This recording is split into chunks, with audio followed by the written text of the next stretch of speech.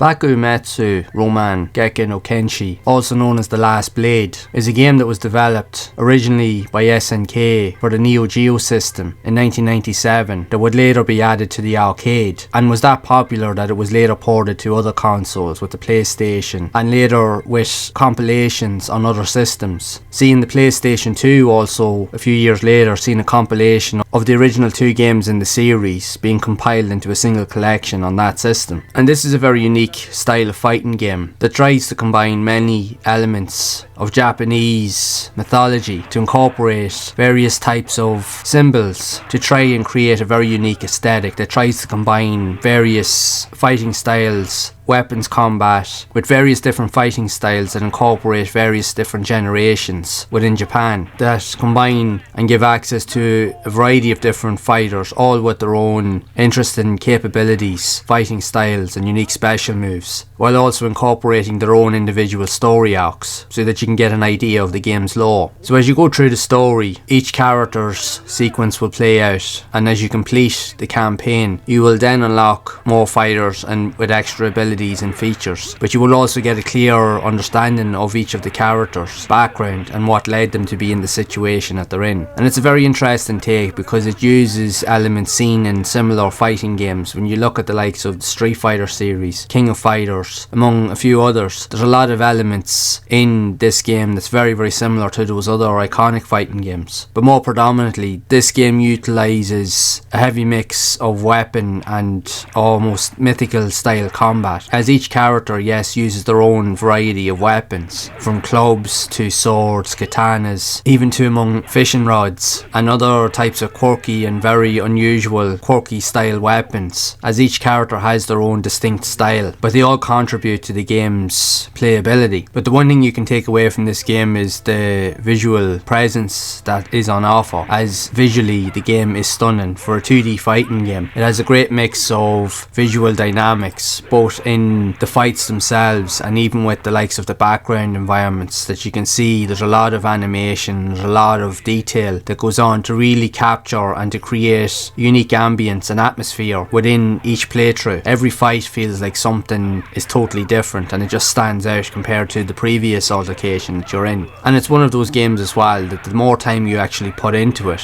the more you tend to get out of it, but you also find yourself enjoying the experience. Yes, it's not to say that it's totally easy or a cakewalk. The game is difficult in some respects, but the more time you put into it, you get to learn of its unique and different quirks. And definitely from my own personal experience, having put time into it, I really grew to enjoy this game, so much so that I spent time trying to play it through with all of the characters just to kind of get an idea of each of their movesets and just to understand a little bit more about certain dynamics. And you do learn various systems and special moves as you play, so much so that you'll probably before long figure out who your favourite character is or who you're going to use moving forward. But it's still interesting to give them all a shot and just to see which one you will like or what you don't like, pretty much. But I have to say, it's a very interesting game and a very enjoyable game at that. Like I said, the more you get into it, the more you get out of it. And even though it's challenging, it is fairly adaptable to how it approaches itself, and it is easy for a casual player to come in and pick up and play and just to enjoy the experience, as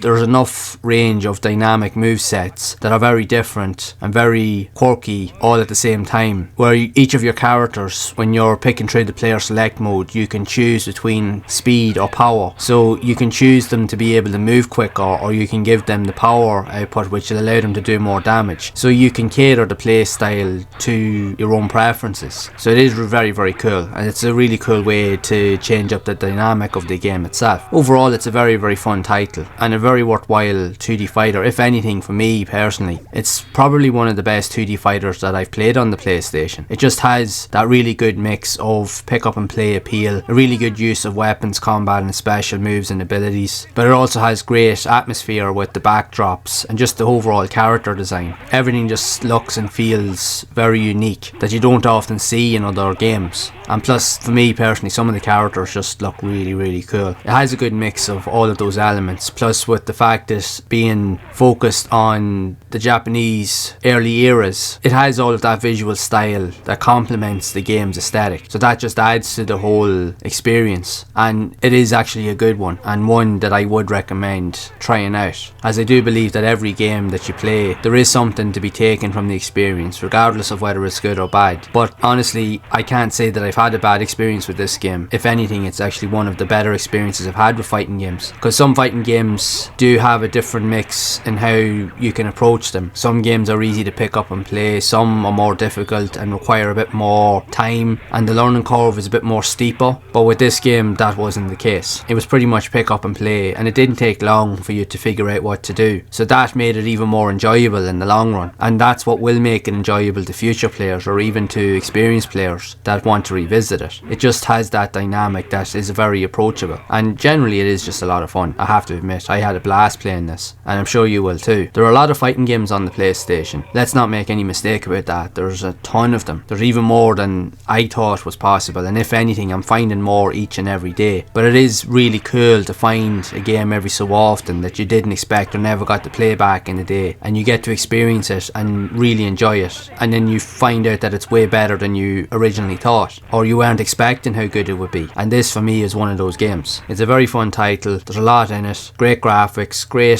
gameplay mechanics, movesets, a great list of unique and quirky characters. There's a lot here to like, in fairness. So I would definitely recommend it, even though this is the Japanese version of the game, as it was called The Last Blade in other regions. And there might be some subtle differences here or there depending on the version that you got back in the day, depending on which region it was released in. But regardless of which one, they are worth a try in all regards, and especially now in modern days where we can play most of these games using emulation. We now have the ability to access different varieties and versions of these games to experience all different ways to play. So that in itself is worth the experience alone. But I would love to know your thoughts of this game if you have played it yourself, or which version of the game did you play back in the day, and if so, would this be one of your favourite 2D style fighting games on the PlayStation, or what other type of games similar to this did you enjoy in general on the system? So be sure to share it down in the comments below, and if you have enjoyed this video, make sure to leave a like, subscribe to the channel, and hit the bell to be updated with future videos. And if you would like to see more content around other types of fighting games like this that were also released on the PlayStation, then you can check out the playlist on screen to see more of those games in action. And as always, keep those gaming memories alive.